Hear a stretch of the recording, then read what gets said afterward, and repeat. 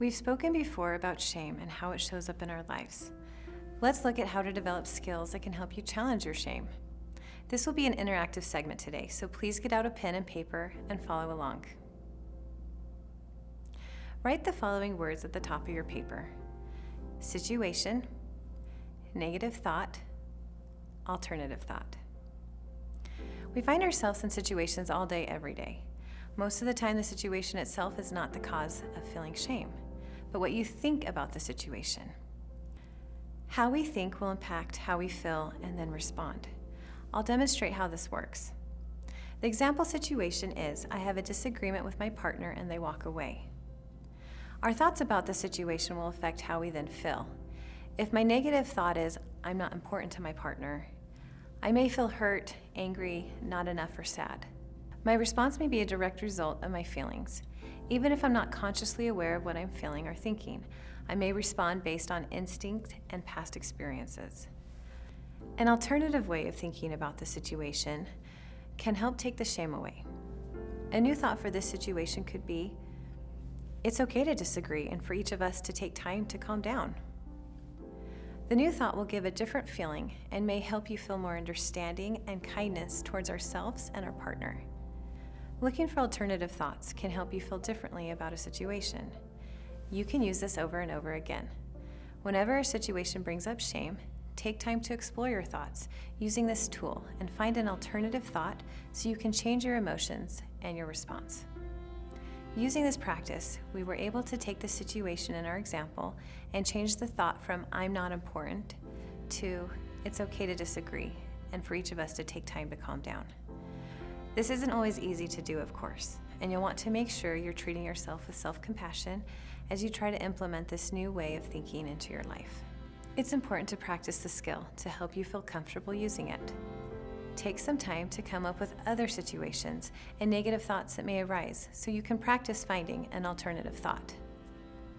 These tools will help you begin to challenge and change your thoughts when you experience shame.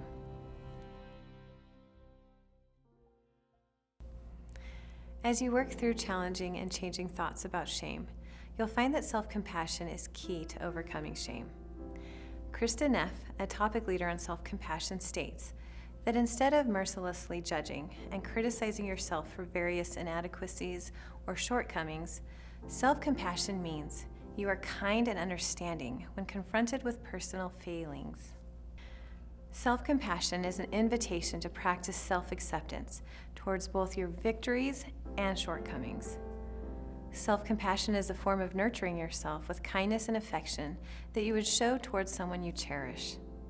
It can be viewed as weakness, self-pity, or selfishness. Self-compassion is not weakness. It can be a source of personal strength and resilience.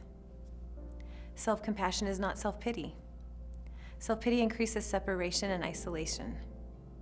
Self-compassion increases the feeling of being connected to others. Self-compassion is not selfishness because it enhances your motivation. Self-compassion's driving force is love rather than fear.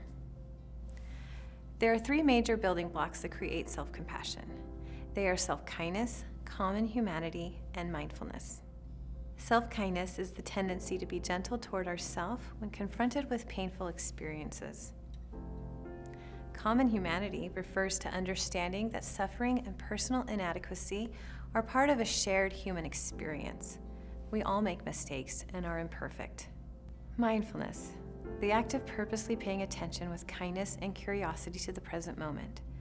This allows for a balanced approach towards the negative emotions we may feel, instead of suppressing or denying our feelings.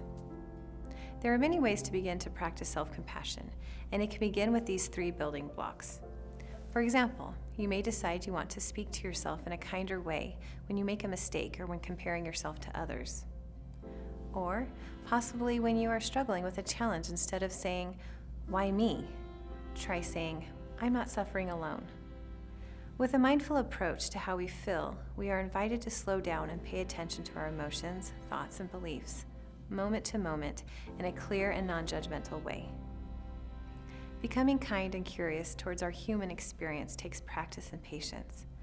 The path towards greater self-compassion actually takes self-compassion.